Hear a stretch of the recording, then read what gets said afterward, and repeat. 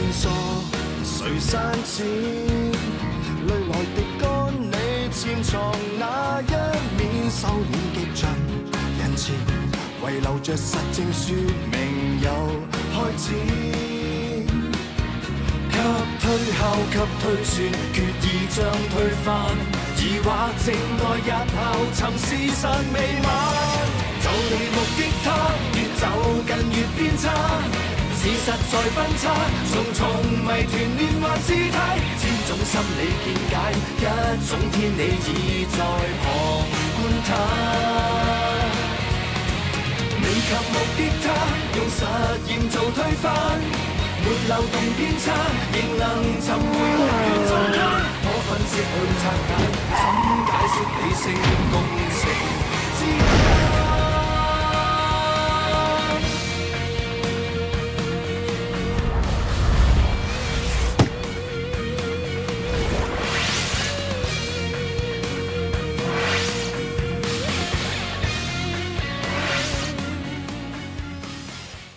佢唔係喺海嗰度出咗事嘅咩？而家俾人埋咗喺咩荒島喎？因為阿 J 俾人打至下肢癱瘓，不能自救，一邊面對住肋骨直插入肺，步向死亡。阿 J 係被埋喺叫浪沙灣嘅荒島，嗰度會唔會係案發第一現場？唔會。獨木舟會有個隊友喺南丫島度有間屋。咁個隊友係邊個啊？目前疑點仲有好多，但 Ada 會再揾翻嗰日同阿 J 一齊爬獨木舟嗰3個隊員問清楚。咁樣問法有用咩？你開到落架，擺明就係作賊心虛。阿 J 俾你害死。總之你醒醒定定就一定唔會有事。我唔可以俾佢死得不明不白。司機撞到人之後都會剎車，但我睇唔到有剎車嘅痕跡。我諗司機刻意踩油加速，然之後從後面撞向死者。你意思係話呢一宗唔係普通交通意外，而係蓄意謀殺案？飲啖暖水先啦。曾太你 OK 啊嘛 OK， 你即管問啦，一定要快啲捉到殺我老公嘅兇手啊！咁我想問下曾太，你最後係幾時見過你老公煲兒㗎？尋日下晝大概5點零鐘，我翻到你屋企嗰陣，煲兒已經喺度啦。煲兒，你做咩啊？老婆，你唔好咁對住，你都執啲衫褲，我哋行開一陣啊。去邊啊？我唔知啊，去邊度都好啦，總之一定要離開香港。你塊面做咩啊？你俾人打啊！你做咩俾人打啊？你講阿 Jim 咯，即係阿 J 嘅大佬。佢一口咬定我殺死佢細佬。總之我哋要走噶啦，如果唔走就好煩噶啦。你真係殺死佢細佬？我梗係冇啦，都根本唔關我事。咁如果唔係阿 Jim，點解要咁話你？我哋點解要走啊？其實，喂，哦，好啊，拜拜。老婆，我要出去，你執定行李等我。邊個打嚟啊？你要去邊啊？你總之照我說話做啦，我快翻嚟噶啦。寶兒啊！跟住你一直喺度等佢。我執好嘢一直等，等咗成晚都唔見寶兒翻嚟，打極佢電話又唔通。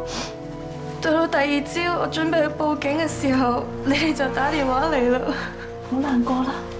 曾太啊，其實咧，阿 Sir，Cindy 知嘅已經話晒俾你哋聽，你哋要揾嘅係嗰個 Jim 啊，佢打完煲兒轉頭就出事啦。一定係阿 Jim 啊！我老公係唔會殺人㗎，佢冤枉我老公，仲要害死埋佢。你哋要拉佢啊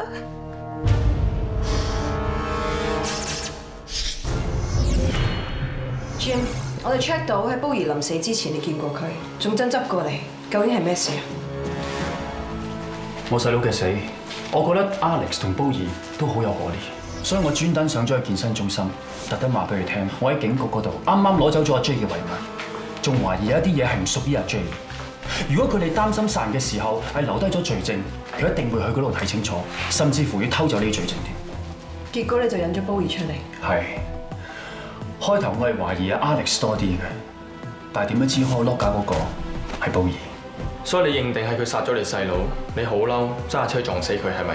唔係啊，雖然我知道我架車嘅顏色同佢身上揾到嘅油漆係一樣嘅，但係呢啲車嘅顏色周街都係㗎啦，你哋唔可以因為咁樣就話我有殺人㗎咯喎。但係你仲有殺人動機。根據驗屍報告，煲兒嘅死亡時間係下晝6點至8點。你係幾點鐘去到健身中心嘅？4點零鐘到啦。幾點鐘離開？5點鐘。跟住去咗邊度？跟住我咪揸架車去周圍兜，然之後去醫院探我媽咪咯。去到醫院嘅時間係幾多點？7點鐘。即係話案發當日下午5點至7點呢段時間，你一個人揸車4圍兜，有冇人可以證明到？冇啊。除此之外，我哋發現你嘅車嘅 bumper 凹咗 ，bumper 底下車身有刮花過嘅痕跡，你點樣解釋啊？我揸架車周圍兜，跟住去咗中坎角附近，突然間跣胎得唔切 brake 撞咗個防撞欄度。你提供嘅口供，我哋會進一步調查清楚，但目前為止你嘅嫌疑係最大。唔好意思，我哋要拘留你。另外，我哋已經安排咗法醫同你做活體取證。入嚟。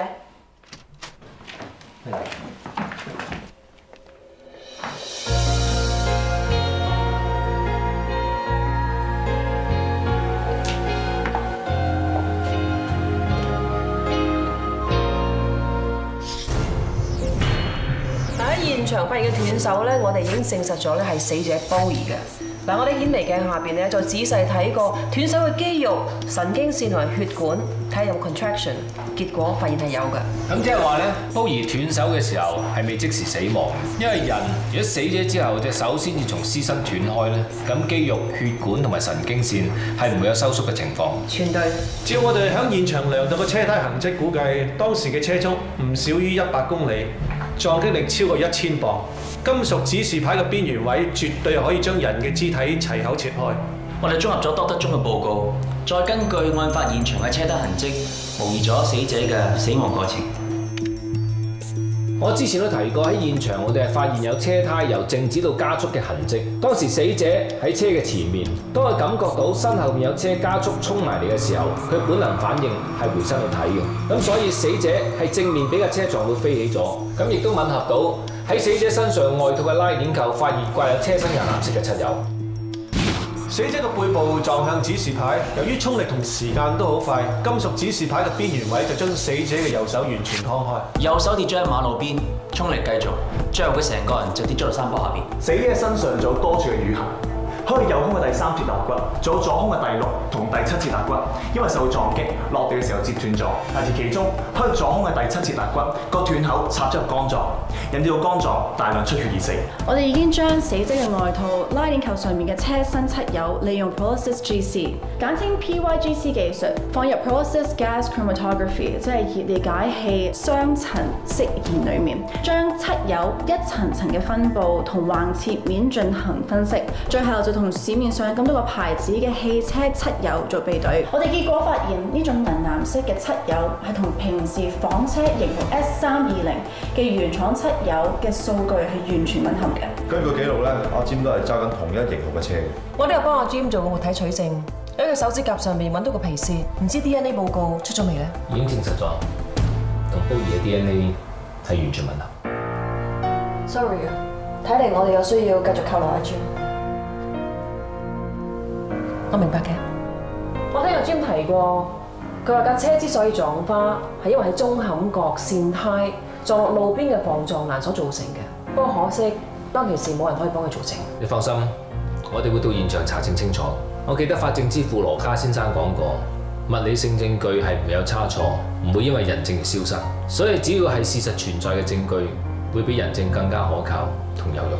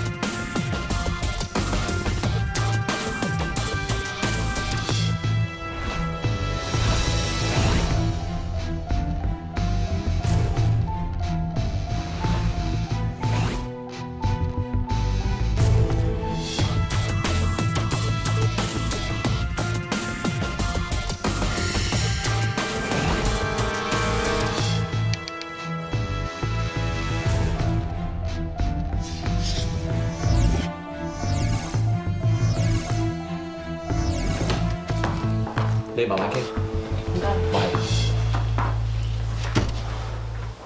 Jim，你點啊？你可唔可以幫我個忙？可唔可以叫阿 Ada 俾我報食出去？我已經成晚留咗喺呢度㗎啦。我要出去探我媽咪啊！佢好心臟病，我唔想嚇親佢。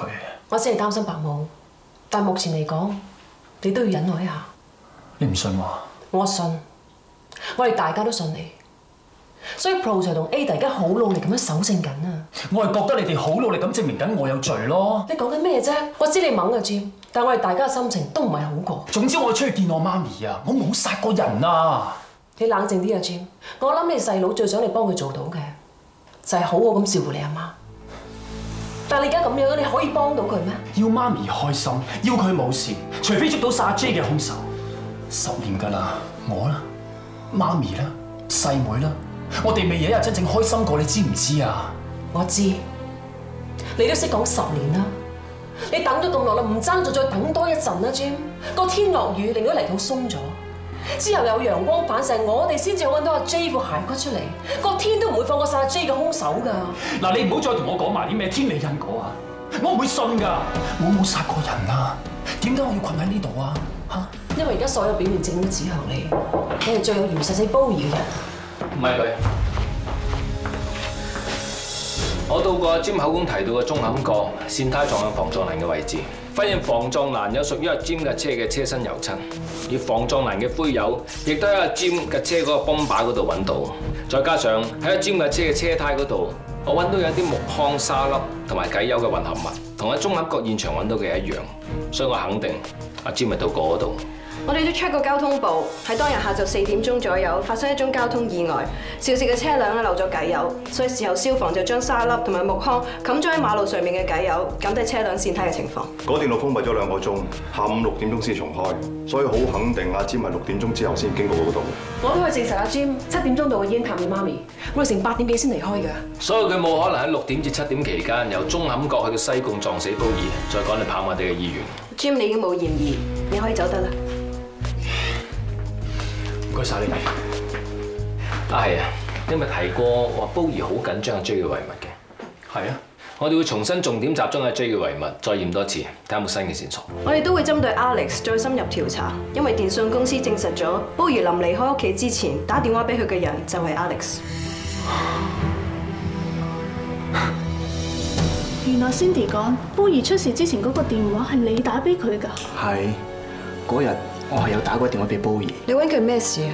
係你約佢出去嘅？你講啦，你講咗出嚟會幫到佢哋揾殺煲兒嘅人㗎。正確嚟講，如果你唔坦白嘅，你就係最有可以殺死煲兒嘅人。Alex 唔會殺人㗎，你哋一定要搞清楚。其實煲兒叫我冇講俾人知㗎，不過而家咁，我有講。佢問我借錢，仲要借50萬 cash 咁多。佢要咁多錢做咩啊？佢話要錢盡快離開香港，但係又唔肯講點解要走，所以我拒絕咗佢，冇俾到佢。佢仲提早放工走咗。咁點解之後又嚟打電話俾佢？就因為我份人衰心軟。後來我諗下，佢咁急問我借錢，一定有事。話晒我哋一場老友，我冇理由唔理佢㗎，所以我咪打翻電話俾佢咯。跟住你就約咗佢出去。我約佢第2朝喺銀行見咋，諗住攞 cash 俾佢。點知第2朝喺銀行一直等佢唔到，你哋嚟揾我先知煲兒出咗事啊！唔怪之得，你話你第2朝要去銀行度搞啲嘢啦。你點解唔同我講啊？如果你話俾我知煲兒係咁嘅話，我就會要你去問清楚佢。你咁樣先係幫到佢㗎。兄弟嘅嘢幫就幫，唔需要講咁多㗎嘛。咁喺案發當日下晝6點至8點呢段時間，你喺邊度啊？我同我老婆一齊咯。我哋嗰日喺屋企煮飯食，食完之後就睇碟，一路冇出過去。照佢哋翻嚟嘅口供睇 ，Alex 有次講得過去啊，未見有啲咩可疑。唔通有得個吉？咩啊？點解有冇料到啊？查過晒 Alex 嘅牌照記錄，佢私人名下有1架跑車、1架房車，而公司名下咧就2架 van 仔，但係就冇同車死阿煲兒嗰款車嘅登記。咁佢老婆 Michelle 咧？都查過啦 ，Michelle 冇駕駛執照，同埋佢名下冇車輛登記。唔通唔係 Alex 做嘅？咩頭？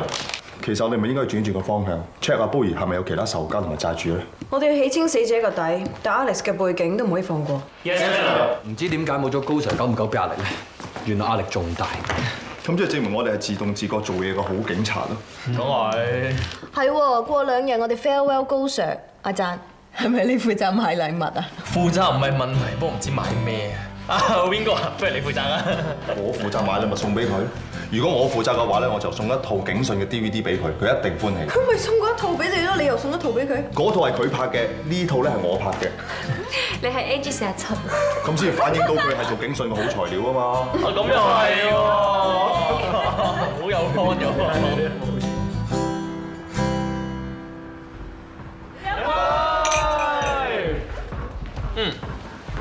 高 Sir， 你而家由西九龍進駐新界北啊，管理嘅版圖又大咗，睇怕過多幾年咧，管埋全港九新界，做我哋一個。到時唔單止警訊啊，電視新聞咧都會頻頻曝光噶。嗱，高 Sir， 到時你一定要擺翻呢一啲招牌 pose。我哋真係好 miss 你。喂，你究竟 miss 我 pose 定 miss 我人？唔係知，總之我哋跟過高 Sir 你咧，都係我哋光榮嚟噶嘛，係嘛，大家。你哋一個二個仲喺度賣口乖，我就係冇機會睇你 appraisal 噶啦喎。要擦鞋啦，應該擦 Madam Ling 鞋。No， 隔離組嘅取 Sir 咧就會睇埋我哋嘅，咁你哋幾個咧如果要擦鞋嘅咧，就揾取 Sir， 冇揾我嘅。其實咧，我知你哋個個都係實幹派，我就知道你哋會自發功噶啦。不過有一個人我幾擔心。邊個 ？Mr. Win。哦。以後除咗要捉賊同埋破案之外啦。Madam Ling 幾時喊幾時笑都關你事㗎啦，即係話你會直接影響佢工作表現。換句話嚟講咧，西九龍嘅破案率係升定係跌咧？唔該你醒醒定定。Yes sir。嗱，邊個一句到尾，有賊就你追，有子彈又係你擋，係咩答嚇 ？Yes。唔該晒。好穩定。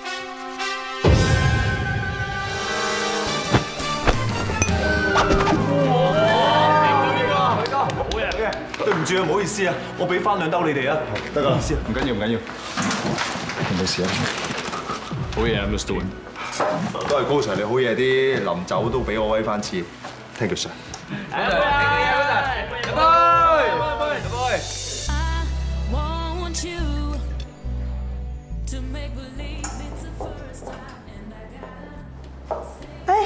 羅太，啊，你睇乜咁啱啊？呢個人行街啊？唔係，阿女陪我飲茶，跟住帶我嚟買衫。咧佢喺洗手間啫嘛。你個女就好啦，我嗰個啊，唉，成日黐住個窮鬼男朋友，冇理我㗎。你個女男朋友冇做嘢㗎？係個同事嚟嘅，不過低佢2級㗎。早幾個月，我個女連職都唔升，話佔個男朋友上喎。你話啦，呢啲咁嘅男人要嚟做乜咧？垃圾！李太啊，其實最緊要咧就2個後生嘅真心相愛，邊度揾多揾少，身份高低有乜所謂啊？我哋做父母嘅咧，最緊要尊重仔女嘅意思，少啲聲氣。你咁個樣啊，唔怪之你個女唔理你啦。你睇啊，攞咗件新㗎啦，唔要啦。啊，係咪唔啱 size 啊？係嘴型唔啱啊，係咁咧。你睇啊，咦？呢個 size 我啱嘅喎。羅太，你要唔要試下？好啊，呢邊啊，等下我。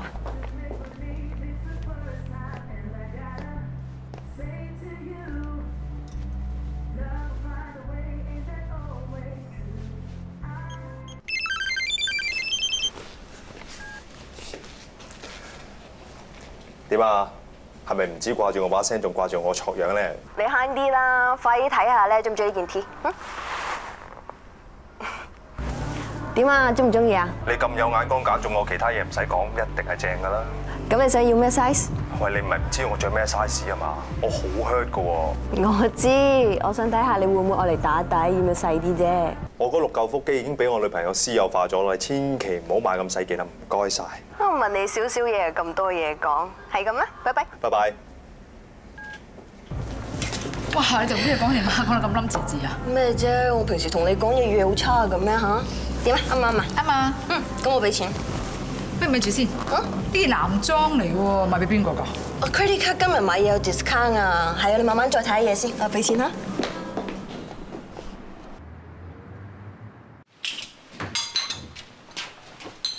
阿弟啊，將晒啲螺絲幫你攞實晒㗎啦。哦，啊，仲有啊，窗口落心架鬆鬆地，廁所個渠咧濕濕地，你搞掂晒可以食飯啦。有冇湯先好冇？得㗎啦，我自己去筆啦。誒，咁粗重嘅嘢唔使理。嚟打。OK，收到。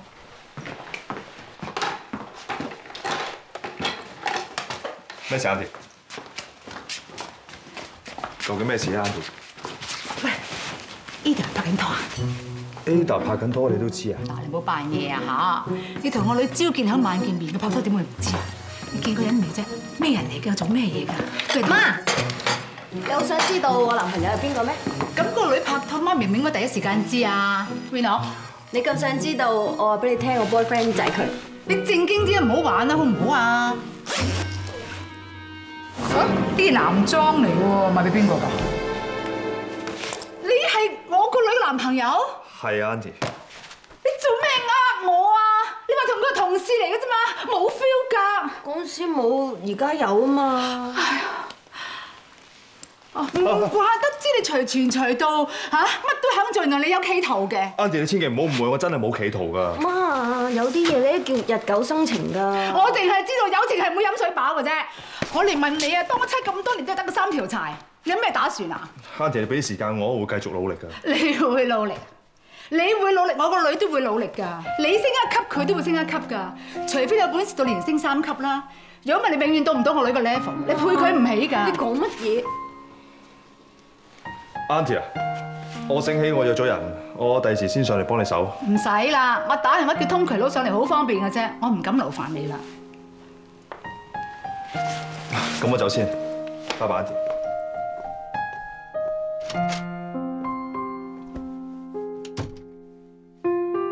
嗱，唔好咁眼神望住我啊！我已經唔計佢當差㗎啦。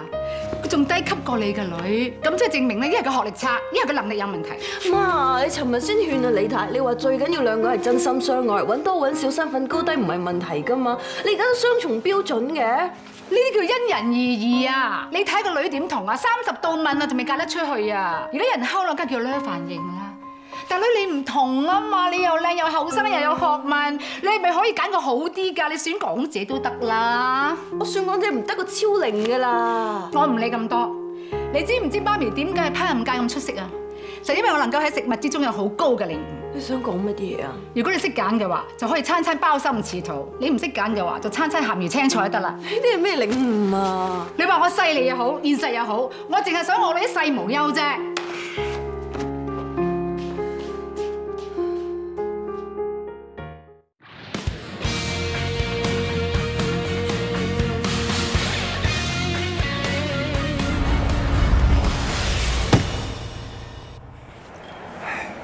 唔好咁嘅樣啦，成日谷氣擒佢咁，唔靚女噶啦。我嚟安慰你噶喎，你俾媽咪咁樣話，你唔嬲嘅咩？算啦，佢只係驚個女嫁得唔好，人之常情嚟噶喎。佢只不過唔清楚我屋企嘅環境，其實我屋企真係唔係咁差。就算我要嫁，都係嫁俾你，又唔係嫁俾你屋企。你真係肯嫁俾我？我真係服咗你啊！你仲有心情嘅？冇所謂啦，其實只要學你媽咪個朋友個女咁擺到30度問都冇人要嘅話咧，你媽咪一定貼埋大床逼我娶你嘅。一啲都唔好笑。OK，咁我認真啲啦。其實你媽咪都係擔心你嫁咗俾我之後冇包心至到食啫，我保證一定唔會。我都唔中意食嗰啲嘢嘅。咁你媽咪嫌我份工低級啊嘛？其實我呢份工咧係以興趣行先嘅，不過我都會做得更加好。其實咧，我除咗呢份工之外咧，我屋企先生買支花俾女朋友啊！好啊，幾多錢啊？50蚊。嗱，多謝晒。我係送俾你，做咩？好感動啊！好貴啊！50蚊一支你都買嘅？買俾你點算貴啫？如果你要我買999支花俾你都仲得。你唔使氹我啦嚇！喂，我講嘅嘢全部都係真心，好認真㗎。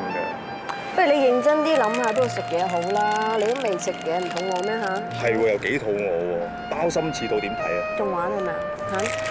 咁想食咩先？你話啦。食龍蝦。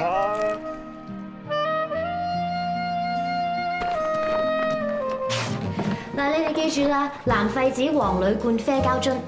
咁紅色係咩嚟㗎？廚餘桶啦。廚餘桶乜東東啊？你平時食剩啲冷飯、菜汁、生果皮啊，就抌喺呢個桶度嘅。只要鋪層泥，再撒啲生物性堆肥菌，等佢發酵2個月後，就會變成有機肥料啦。呢度啲新鮮番茄啊、瓜菜啊，就係用有機肥料種噶啦，又新鮮又好味，仲環保添。你連餸都買齊嚟啦，咁今餐係咪你煮啊？冇所謂咯，咁今晚我咪煮俾興哥咯。咁我即係走得啦嚇。咩啊？你地都未拖，槍未抹啊！屋企大把功夫要你做噶，你咪走啊！我好需要你噶。有人仲需要你啊！我走噶啦，係咁先嚇。喂，雲姐啊，雲姐。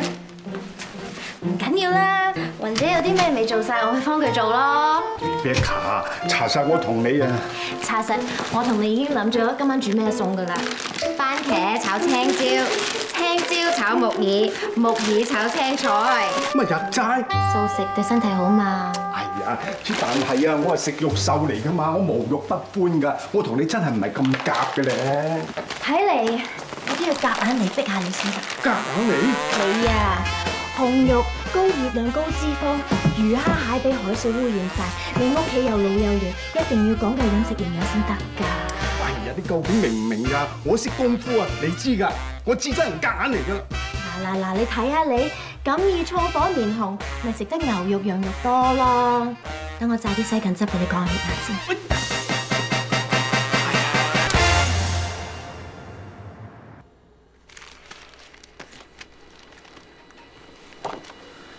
阿爸，你唔使理我㗎啦，我坐喺度唔嘈住你做嘢㗎。你雖然冇嘈住我啫，但係你喺度我集中唔到嘅，不如你翻屋企啦。我都話我哋屋企啊淪陷咗咯。今日唔係啊，鐵打館啊停水停電做維修啊，我係唔會上嚟阻你㗎。你咁樣樣唔係辦法㗎。咁唔係點啫？嗰個咁嘅 Rebecca 3日唔埋啊，2日上嚟搞震，我真係怕佢多過怕米貴啊！咁究竟你有冇同人講清楚啊？佢道行好高㗎，我叫佢唔好再咁樣做啦。佢啊揞住個耳仔啊講第二樣嘢㗎啦。我試過扮屋企冇人啦，冇應佢門啦。佢竟然咧帶埋康間上嚟撳門鐘添噃，又要報警揾消防嚟撞門添噃，話怕我出咗事喎。佢啊！居然開到聲啊！問我俾多條門匙佢添啊！你話冤業唔冤業啊？阿爸，不如咁啦，你黑埋眼受咗佢啦，橫掂我缺乏母愛咁多年。哎呀！你個衰仔講啲咁嘅嘢嚇！你想激死老豆我啊，定係激到你阿媽喺下邊彈上嚟啊？睇嚟呢啲女人嘢咧，都要揾翻個女人先拆得掂。女人？邊個女人啊？你個女人。嘿，hi。係。做咩企喺度啊？入嚟坐咯。啊。係 Rebecca。係。等我嚟啊。唔使啦。等佢啦。唔該喎。唔使。嚟，過嚟啊！過嚟呢邊坐。唔記得同你講聲啊！今晚唔使買餸上嚟添，可以留翻聽晚。聽晚咧，你上嚟再煮㗎。好啊。咁阿雲姐咧，佢咁早搞掂好晒啲嘢啦。嘿，走埋添啊！不過今晚啊，好餸啊！有梅菜扣肉、紅燒元蹄、炒豬雜、水煮牛肉、油爆大蝦。呢啲嘢全部都係高油、高鹽、高脂肪、高膽固醇嘅嘢嚟㗎喎，興哥你都唔好食咁多呢啲嘢啦。阿棟你又係嘅，你做咩俾你阿爸食啲咁冇益嘅嘢啊？1年1次嘅啫。阿文文唔係去咗露營咩？點解擺多個位嘅？你上到嚟啊，梗要擺多雙筷子㗎啦。你呢度4個位喎，乜仲有多一個人咩？今日係啲咩大日子啊？阿興哥你今日生日啊？今日啊，係阿蘭嘅生忌啊！阿蘭？哦，阿蘭即係我阿媽。你哋唔係話你擺多一個位係俾你死鬼？俾阿蘭㗎？梗係啦！頭先你講嗰啲啊，高油高鹽啊，高脂肪高膽固醇嘅餸啊，全部啊都係我死鬼老婆最中意食㗎，所以咪咁早去咗咯。不過年年生忌啊，佢都會翻嚟嘅。翻嚟？唔係仲擺佢個位啊？係啊，年年都係咁。我入去整翻熱啲餸啊！你哋坐下先。坐。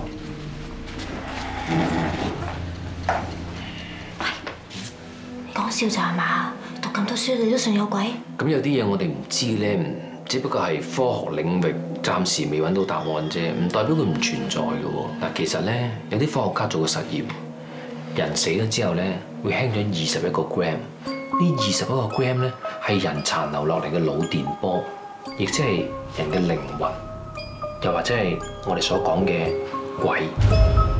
你話你真係覺得你阿媽每一年今日都會翻嚟呢度同你哋食飯？根據量子物理學同埋多維空間理論咧，能量嘅傳遞係多維嘅，人嘅腦電波係可以互相傳遞嘅。咁靈魂係人殘留落嚟嘅腦電波，咁即係話人同靈魂咧係可以互相溝通。其實你唔明唔緊要嘅，一陣間咧，你親身體驗下，你就會明。親身體驗啊！你啤卡，我要飲碗湯先嘅喎。阿蘭咧，佢又唔中意飲太熱嘅，所以佢個碗咧不定出嚟咧攤凍先。我哋咧趁熱咧飲碗湯先啦。嚟，飲湯先。我唔飲住啦。你都係等阿蘭㗎啦。你啤卡，不如入我房啊！我有樣嘢送俾你啊，仔啊！你都一齊嚟啊！嚟啦，Rebecca， 你咧出心出力，今日我哋報家，嚟我係送俾你嘅，係嚟多謝你嚇。點啊？靚唔靚啊？靚啊！嗱，咁以後大咗就唔好除咯。隻鴨咧係我阿媽遺物嚟㗎，佢臨死仲戴緊㗎。本來諗住我嚟陪葬嘅，不過阿爸又唔捨得，或者鴨咧好有靈氣喎，鴨在人在咁話。仔啊，你唔會怪我將隻龍鴨送俾阿 Rebecca？我諗阿媽都唔會怪你嘅，我做仔邊度會有意見啊？咁就好啦。哎呀，阿蘭翻咗嚟啊！我要嗱臨去開飯啊！佢唔餓得㗎。嚟 ，Rebecca，你都嚟幫手啦！我唔食啦，我啱啱醒起，阿小玲聽日要默書，我要同佢溫習啊。係喎，應該叫埋小玲嚟吔飯，見下大媽都好啊嚇。我去車小玲過嚟。去啊！喂，你冇搞我女啊！我要走啦。仲有，我嘅肉㗎，係咁啦。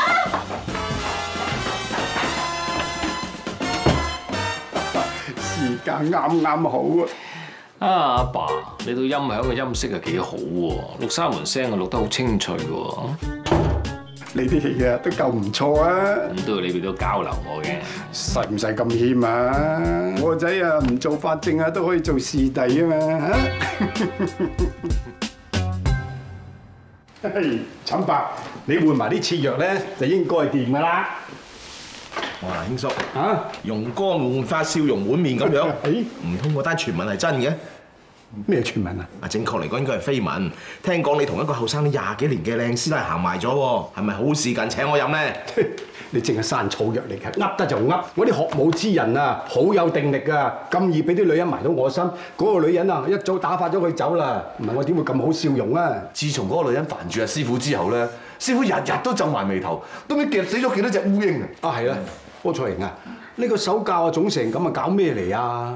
尋晚屋企突然間冇電，嚇一嚇隻腳一跣，隻手掌插落地啦。停電啫嘛，咁都嚇親。女人心血少唔嚇得㗎。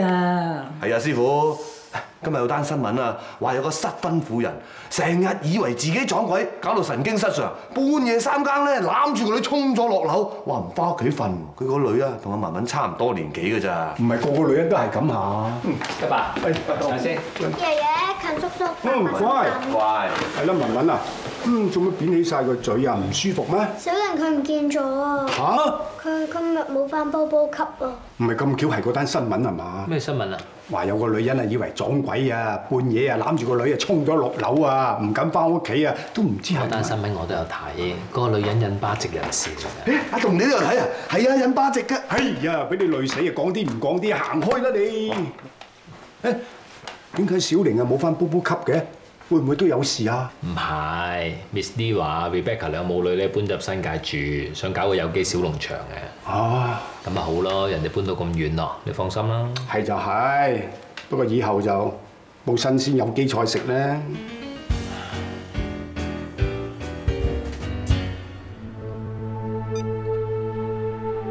喂 ，Michelle， 咩事啊？冇啊，我尋日咪上你屋企幫手執煲兒遺物嘅嘢嘅，我留低咗本記事簿啊。你喺咪屋企啊？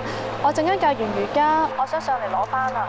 哦，我而家喺銀行搞緊啲嘢啊，不過你可以隨時上去啊，橫掂你有個後備門市嘅。咁好啊，唔好意思啊，我真係大懵啦。邊係啊？呢排啊，你陪我四圍騰金頻撲，搞到你冇晒精神就真，我唔該晒你啊。朋友嚟㗎，講啲咁嘅嘢，我唔阻你啦，陣間我會自己上去啦。咁好啊，拜拜。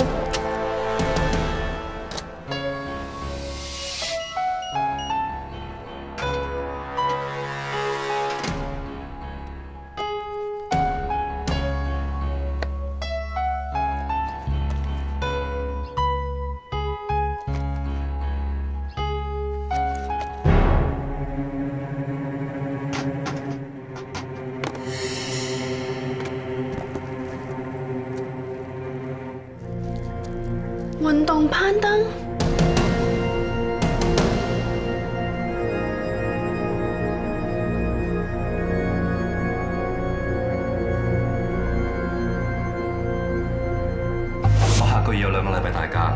到時間一齊旅行啊？好啊，不過最衰你畏高啦。啱啱先有同事咧去完紐西蘭玩 bungee jump，佢哋話好刺激好正㗎。要刺激咋嘛？不如去馬爾代夫玩浮潛啦。嚇！你真係寧願下海都唔肯上山㗎喎。冇畏高都冇辦法㗎嘛，係咪？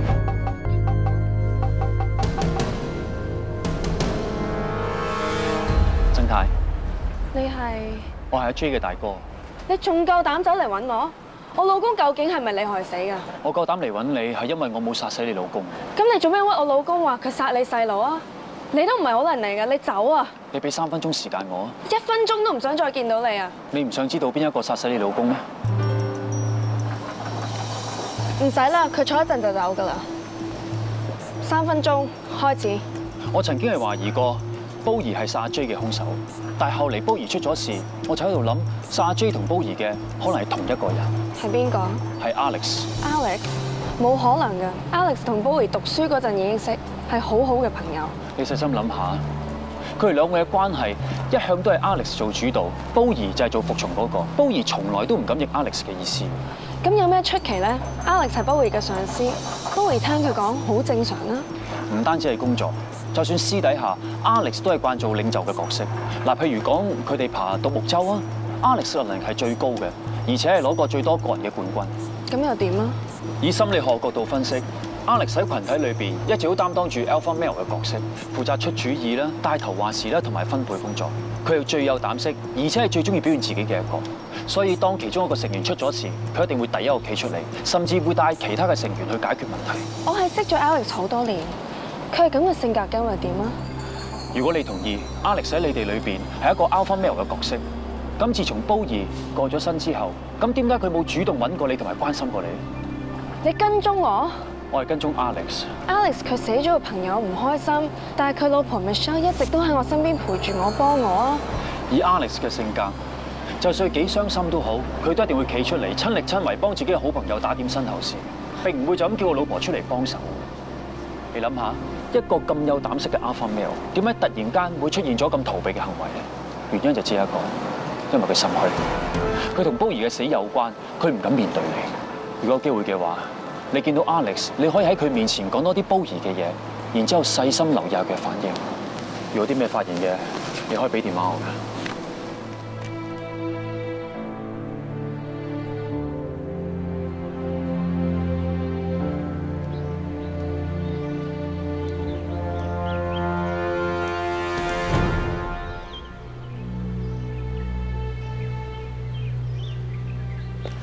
Alex。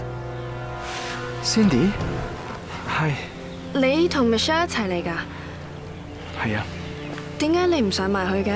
佢話走㗎啦，佢落緊嚟㗎啦。不如我哋一齊上去同 Michelle 飲杯咖啡先走啦。唔啦，我嚟等佢得㗎啦。你上返去啦。你見到 Alex， 你可以喺佢面前講多啲煲兒嘅嘢，然之後細心留意下佢嘅反應。啊，係啊，煲兒讀書嗰陣咧，佢有冇玩過攀石㗎？攀石？你做咩咁問嘅？頭先咧去完銀行保險箱攞翻煲兒啲嘢，先知道佢原來參加過學界運動攀登比賽，仲攞過冠軍添。你睇，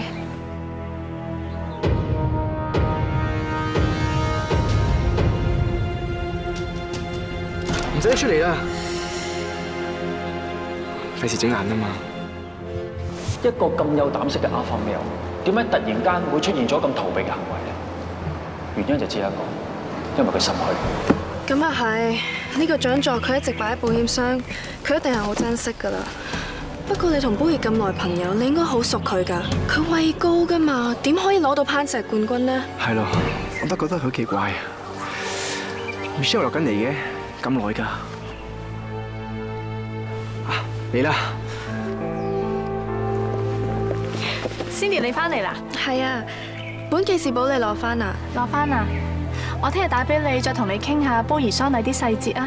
好啊，咁拜拜，拜拜 Alex， 拜拜。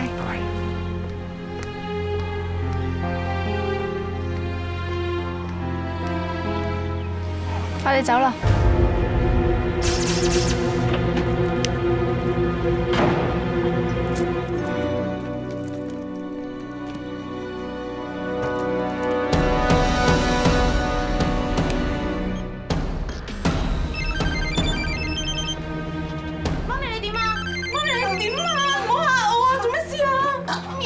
媽咪，冇事啊嘛？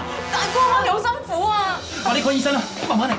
我問你邊度唔舒服啊？使乜唔舒服啊？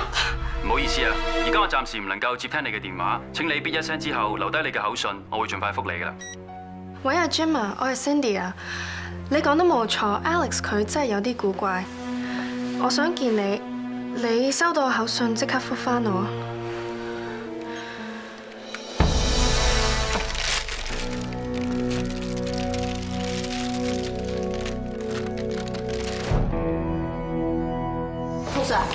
call 得我哋咁急，係咪有好消息啊？我哋再次檢驗阿 J 嘅遺物嘅時候，有意外收穫。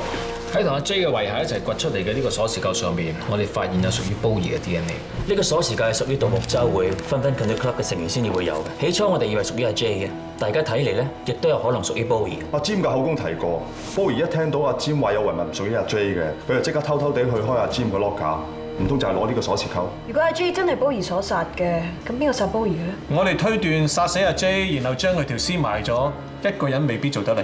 所以最大可疑嘅人係 Alex。Hello Jim。Ada， 我收到曾太口信啊。曾太 ，Bowie 嘅太太。係啊，我之前揾過佢，叫佢留意 Alex。之後佢再打翻電話俾我，咁啱我聽唔到佢電話，佢留咗 message 俾我，仲話想見我添。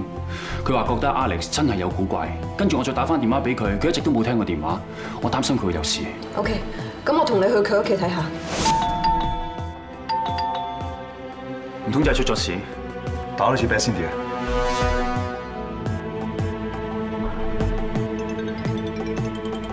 電話喺入邊，燈又開咗，睇嚟要撞門。